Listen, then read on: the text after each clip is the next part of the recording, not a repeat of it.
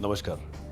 काही महिन्यांपूर्वी मी आपले लोकनेते हितेंद्रजी ठाकूर, राजीवजी पाटील आणि आपले काही कार्यकर्ते आणि नगरसेवक असे ऑफिसमध्ये बसून चर्चा करत होते की एका सामान्य माणसाला अख्ख्या आयुष्यामध्ये अशा काय गोष्टी आहेत की सगळ्याच माणसांना लागतात. मग तो कितीही श्रीमंत असून द्या, कितीही गरीब असून द्या, पण अशा काय गोष्टी आहेत जे सगळ्याच माणसांना आयुष्यामध्ये लागतात. तर ह्याच बाबतीत चर्चा करत असताना असं डिस्कस झालं की जेव्हा एका मनुष्य जन्माला येतो तेव्हा त्याला हॉस्पिटलची गरज असते. तो थोडा मोठा झाला का त्याला शिक्षणाची गरज असते. ग्रॅज्युएट झाला, स्कूल कॉलेजमधून ग्रॅज्युएट झाला का त्याला रोजगाराची गरज असते. रोजगार म्हणून 4 पैसे मिळाले, घर खर्च निघाला का त्याला सोशल लाईफ म्हणजे एंटरटेनमेंटची गरज असते. आणि मग परत एक 80-90 वर्षाचा झाला का परत त्याला हॉस्पिटलची गरज लागते. कितीही श्रीमंत असला माणूस किंवा कितीही गरीब असला तरी हे जे 4-5 गोष्टी आहेत ते प्रत्येक माणसाला ह्या जगात लागतात. तर ह्याच लाईन्सवर आपण आपल्या लोकांसाठी काय करता येईल आणि हा जो सर्कल आहे तो कंप्लीट कसा करावा, काय काय सर्व्हिसेस आपण प्रोव्हाइड करायला पाहिजे, त्या हिशोबाने आपण वर्किंग चालू केलं. आपल्याला जाणून बरं वाटेल की एक नाईट फ्रँक म्हणून जी एक कन्सल्टन्सी कंपनी आहे तिला आपण अपॉइंट केलेला आणि त्यांनी आपल्या विभागामध्ये एक मिठागृह आहे, सॉल्ट पॅन, तो 1500 एकरच्या सॉल्ट पॅनवर ह्या लाईन्सवर काय काय करता येईल त्या हिशोबाने त्यांनी एक प्रोजेक्ट रिपोर्ट बनवला. हा 1500 एकरचा सॉल्ट पॅन जसं बांद्रा कुर्ला कॉम्प्लेक्स आपण आज बघतात, बांद्रा कुर्ला कॉम्प्लेक्स अप्रॉक्सिमेटली 1000 एकरचं आहे. हे 1500 एकरचं म्हणजे बांद्रा कुर्ला कॉम्प्लेक्सपेक्षा 1.5 पटीने मोठं. ही जी 1500 एकरची जागा आहे ती नालासोपारा वेस्टला कोकटे सॉल्ट पॅन म्हणून ओळखली जाते. नालासोपारा वेस्टवरून ती सन सिटी गासपर्यंत म्हणजे सोपारावरून वसईपर्यंत एक्सटेंड होते. तेवढा मोठा हा पट्टा आहे. हे जे 1500 एकर शासनाची जी जागा आहे त्याच्यावर 100 एकरची शहरं बनवायची. आणि हे मगाशी जे सर्कल बोललो त्याच लाईन्सवर आपण नाईट फ्रँकला सांगितलं एक प्रोजेक्ट रिपोर्ट बनवा. तर सगळ्यात पहिलं तर ह्या 1500 एकरमध्ये 100 एकरचं हेल्थकेअर सिटी म्हणजे आरोग्य शहर. उद्या ही हेल्थकेअर सिटी झाल्यानंतर वेगवेगळे healthcare related facilities, treatments, multi speciality hospitals ह्या हेल्थकेअर सिटीमध्ये येतील. तर ही पहिली बेसिक रिक्वायरमेंट आपल्या लोकांसाठी आहे. तो हेल्थकेअर सिटीमध्ये जन्माला आला, तिकडून बाहेर पडला, थोडा मोठा झाला का त्याला शिक्षणाची गरज पडली. तर ह्याच हेल्थकेअर सिटीला लागून बाजूला 100 एकरचा एज्युकेशन सिटी. आता एज्युकेशन सिटी म्हणजे एज्युकेशनवर जर बोलायला गेले तर आपल्या तालुक्यामध्ये SSC बोर्ड म्हणजे स्टेट बोर्ड जर सोडला तर CBSE, ICSE, IB असे वेगवेगळे नॅशनल आणि इंटरनॅशनल बोर्ड आज पण हातावर मोजू शकतात तेवढ्या शाळांमध्ये. इंटरनॅशनल एज्युकेशन आपल्या विवा कॉलेजच्या माध्यमातून बरेचसे कोर्सेस आपण आणायचा प्रयत्न केला आहे. मेडिकल, पॅरामेडिकल, नर्सिंग जर सोडलं तर बाकी सगळ्याच कोर्सेस आपल्याकडे आपण आणलेले. ह्या एज्युकेशन सिटीमध्ये असे वेगवेगळे स्कूल्स, कॉलेजेस आणि हॉस्टेल फॅसिलिटीज असे ह्या एज्युकेशन सिटीमध्ये येणार. त्याचबरोबर फॉरेन युनिव्हर्सिटीजबरोबर टायअप म्हणजे आज जर अमेरिका, ऑस्ट्रेलिया किंवा UKला आपल्या पोरांना जर शिक्षण घ्यायचं असेल तर 25-30 लाख रुपये कमीत कमी फीज. तेच जर त्या युनिव्हर्सिटीजबरोबर टायअप केला आणि तो कोर्स आपल्या इकडे जर आपण रन केला तर ते बऱ्याचशा कमी किमतीमध्ये आपल्या विभागाच्या पोरांना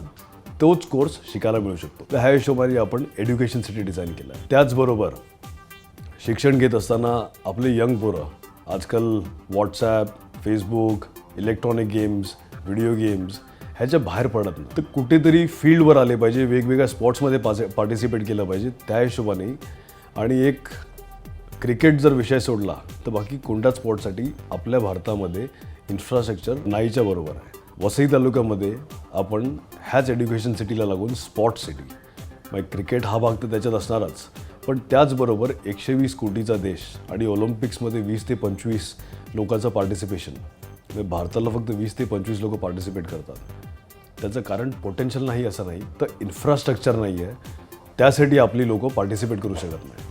तर हे स्पॉर्ट्स सिटीमध्ये क्रिकेट हा एक भाग तर असणारच, पण त्याचबरोबर ऑलिम्पिक्समध्ये असणारे जेवढे वेगवेगळे स्पॉट्स आहेत, मग ते हाय जंप असेल, लाँग जंप असेल, उंच उडी, लांबी उडी, रनिंग ट्रॅक्स येणार, सिंथेटिक ट्रॅक्स, तसे वेगवेगळे स्पोर्ट्स रिलेटेड फॅसिलिटीज ह्या स्पॉर्ट्स सिटीमध्ये येणार. आता हा पोरगा शिकून झालं, बाहेर पडला, ग्रॅज्युएट झाला तर त्याला रोजगार लागणार.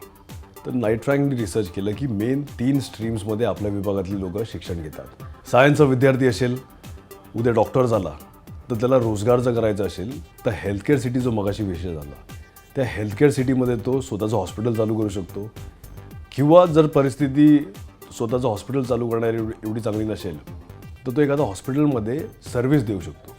तर त्या हिशोबाने मेडिकल, पॅरामेडिकल, नर्सिंग जर कोणी केलं सायन्स फील्डमध्ये जाऊन तर हेल्थकेअर सिटीमध्ये काम करू शकतो. सायन्समध्ये दुसरे ऑप्शन जर आपण बोलायला गेले तर बरेचशी लोक इंजिनिअरिंग, IT, कम्प्युटर सायन्स, त्याचबरोबर बायोटेक्नॉलॉजी वगैरे सारखे फील्ड्स आपल्या इकडे विद्यार्थी जातात. त्यासाठी ITES हब असं 100 एकरचं आपण IT पार्क बनवणार आहेत. त्याच्यात मग ITES सर्व्हिसेस म्हणजे जे कम्प्युटर रिलेटेड जे कोर्सेस वगैरे आहेत, जे ग्रॅज्युएट होणार त्यांना चांगली नोकरी मिळण्याच्या हिशोबाने मग ते TCS सारखी कंपनी, इन्फोसिस सारखी कंपनी, अशा सगळ्या कंपनीज आपण आणण्याचा प्रयत्न करणार. आता तुम्ही सांगेल BPOs, KPOs हे ITचा भाग झाला. हा ITES म्हणजे IT एनेबल्ड सर्व्हिसेसचा भाग झाला आणि तो पण एकदम छोटासा भाग आहे ITESचा. त्या हिशोबाने आपण वेगवेगळे IT रिलेटेड प्रोग्राम्स आणि ॲक्टिव्हिटीज IT आणि ITES पार्कमध्ये करणार. पुढे बोलायला गेले तर इंजिनिअरिंग, जे बायोटेक्नॉलॉजी आहे किंवा वेगवेगळे रिसर्च सेंटर्स जे आहेत त्यांच्यासाठी अपॉर्च्युनिटीज काय. तर एक R&D हब म्हणून आपण एक 100 एकर्सचा सेटअप करणार आहे. ह्या रिसर्च अँड डेव्हलपमेंट हबमध्ये वेगवेगळे रिसर्च ॲक्टिव्हिटीज म्हणजे बाबा ॲटॉमिक रिसर्च सेंटर जर सोडलं तर तेवढी मोठी किंवा त्या कॅलेबरची आपल्या महाराष्ट्रामध्ये किंवा मुंबईला आजूबाजूला लागून रिसर्च फॅसिलिटीज नाही आहेत. म्हणून आपली पोरं रिसर्च करायला जात नाही. तर त्या हिशोबाने बायोटेक्नॉलॉजी किंवा अन्य इंजिनिअरिंग वगैरेचे जे फील्ड्स आहेत त्याचं तर रिसर्च होणारच, पण त्याचबरोबर जी फ्युचर टेक्नॉलॉजी आहे मग ती नॅनो टेक्नॉलॉजी आणि रोबोटिक्स ही उद्याची टेक्नॉलॉजी जी US सारख्या देशमध्ये किंवा UK सारख्या देशमध्ये बऱ्यापैकी ह्या गोष्टींवर रिसर्च चालू आहे. ते रिसर्च पण आपल्याकडे आपल्या पोरांनी केलं पाहिजे, आपल्या विद्यार्थ्यांनी केलं पाहिजे. त्या हिशोबाने रोबोटिक्स आणि नॅनो टेक्नॉलॉजी हे पण त्याच्यामध्ये असणार. मग आता आर्ट्स आणि कॉमर्स स्टुडंट्स काय, आर्ट्समधून जे ग्रॅज्युएट होतात जर प्रोफेसर वगैरे झाले तर एज्युकेशन सिटीमध्ये एम्प्लॉय होऊ शकतात. त्याचबरोबर त्यांचा सर्वे बोलतो की जास्तीत जास्त लोकांना फायनान्शियल सेक्टरमध्ये जायची आवड असते. आपल्या विभागातले फायनान्शियल सिटी, मग हे फायनान्शियल सिटीचा काय भाग असणार आहे तर त्याच्यात बँकिंग सेक्टर येणार, इन्शुरन्स, म्युच्युअल फंड आणि स्टॉक मार्केट रिलेटेड जे व्हेरियस ॲक्टिव्हिटीज आहेत हे सगळे फायनान्शियल रिलेटेड जे ॲक्टिव्हिटीज आहेत ते हे फिन सिटीमध्ये म्हणजे फायनान्शियल सिटीमध्ये आपल्या इकडे येणार. म्हणजे आर्ट्स, कॉमर्स आणि सायन्स ग्रॅज्युएट हे जे 2-3 100 एकर्सचे जे सिटी, 100 एकराची जे शहरं बोललो त्या सगळ्याच शहरमध्ये बऱ्यापैकी एम्प्लॉयमेंट निर्माण होईल आणि आपले पोरं मुंबईला नोकरीसाठी जावं लागणार नाही. आपल्या देशामध्ये माईस टुरिझम हा कॉन्सेप्ट नाहीसा आहे. दिल्ली, बँगलोर, चेन्नई आणि हैदराबाद हे 4 ठिकाणचं सोडले तर माईस टुरिझम हा कॉन्सेप्ट मुंबईमध्ये पण नाही आहे. MICE meetings, इन्सेंटिव्स, conventions and exhibitions, international trade fares, international exhibitions, international conventions जर घ्यायचे असतील तर आपल्याकडे वन स्टॉप सोल्युशन नाही आहे. ते इन्फ्रास्ट्रक्चर डेव्हलप करण्याच्या हिशोबाने म्हणजे आपल्या इकडचे जे व्यापारी आहेत ते व्यापाऱ्यांना एक चांगला प्लॅटफॉर्म मिळेल, आपल्या इकडची जी इंडस्ट्री आहे त्यांना एक चांगला प्लॅटफॉर्म मिळेल. International exhibitions, international exposure, international conventions, meetings, वेगवेगळे कंपनीचे कॉर्पोरेट मीटिंग्स वगैरे आपल्या विभागात होतील. त्या हिशोबाने एक वेगळा रोजगार आपल्या लोकांना निर्माण होईल. त्या हिशोबाने माईस टुरिझम ह्याच्यावर आपण भार देणार आहे. आता रोजगाराचा विषय झाला. एक मनुष्य जन्माला आला, हेल्थकेअर सिटी, शिक्षण पाहिजे असेल एज्युकेशन सिटी, बरोबरच स्पॉट सिटी, तो ग्रॅज्युएट झाला का रोजगार त्याला मिळाला. हे जे 100 एकरचे वेगवेगळे सिटीज मी बोललो तर रोजगार त्याला मिळाला. आता 4 पैसे कमवायला लागला तो, त्याच्याकडे पैसे यायला लागले का त्याला सोशल लाईफ लागणार आणि एंटरटेनमेंट लागणार.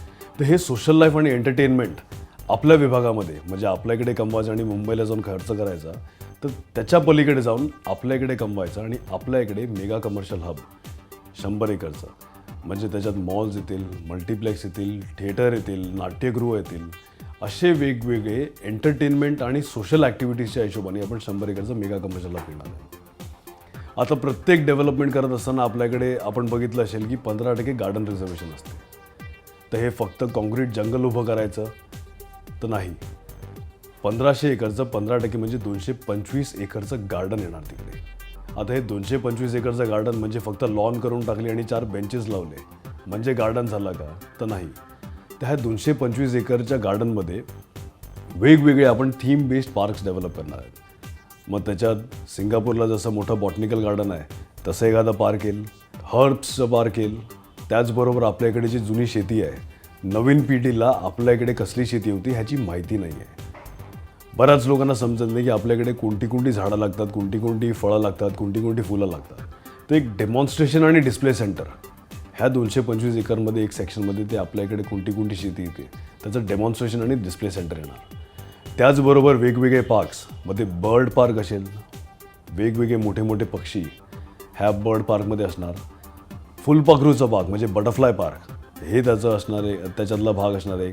रेप्टाईल पार्क असणार. तर असे वेगवेगळे थीम बेस्ड पार्क म्हणजे आपल्या इकडे फक्त मुंबईला जायचं, नोकरी करायचं सकाळी आणि रात्री येऊन फक्त झोपायला यायचं, तर त्याच्या पलीकडे जाऊन सगळेच फॅसिलिटीज कसे डेव्हलप होतील त्या हिशोबाने त्यांचा रिसर्च रिपोर्ट तयार झालेला होता. तो रिसर्च रिपोर्ट आम्ही मीटिंग घेतली मुख्यमंत्रींकडे. मुख्यमंत्री आणि काही IAS ऑफिसर्स तिकडे त्या मीटिंगला उपस्थित होते. ते प्रेझेंटेशन त्यांना एवढं आवडलं की इमिजिएटली ते फॉरवर्ड केलं MMRDकडे की जसं बँड्रा कुर्ला कॉम्प्लेक्स आहे त्याच लाईन्सवर business district CBD central business district हे डेव्हलप केलं पाहिजे असे आदेश मुख्यमंत्र्यांनी आपल्या लेटरवर साईन करून MMRDमध्ये पाठवलं आहे. ते प्रोसेसमध्ये गेलेलं आहे.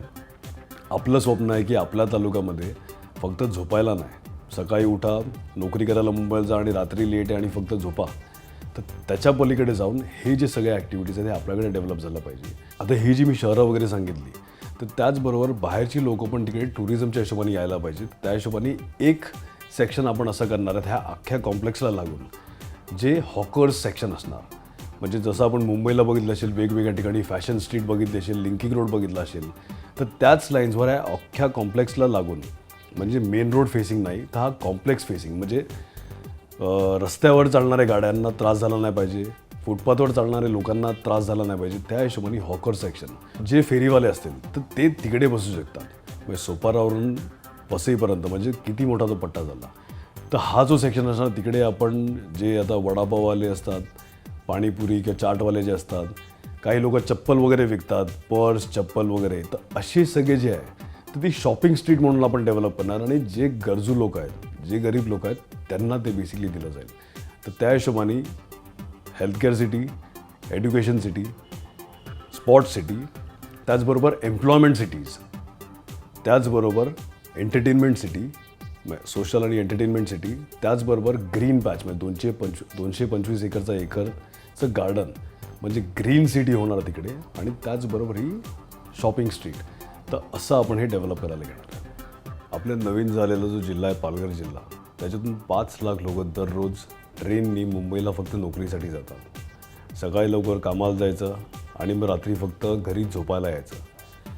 हा जो प्रोजेक्ट मगाशी उल्लेख केला त्याच्यात 2.5 लाख रोजगार, डायरेक्ट आणि इनडायरेक्ट एम्प्लॉयमेंट, 2.5 लाख रोजगार आपल्या विभागामध्ये आपल्या लोकांसाठी इकडे उपलब्ध होईल. जी ही 8 महिन्याआधी मीटिंग झालेली, त्या मीटिंगमध्ये अशी चर्चा झालेली, इकडेच जन्माला येणार, इकडेच शिकणार, इकडेच कमवणार आणि तो पैसा पण इकडेच मी खर्च करणार. त्या लाईन्सवर हे 1500 एकरचा आपण प्रोजेक्ट डेव्हलप करायला घेणार आहेत. तो प्रोसेसमध्ये केलेला आहे. बहुजन विकास आघाड़ी को अपना अमूल्य मत देकर विजयी बनाएं। सीटी को मतदान, विकास को मतदान।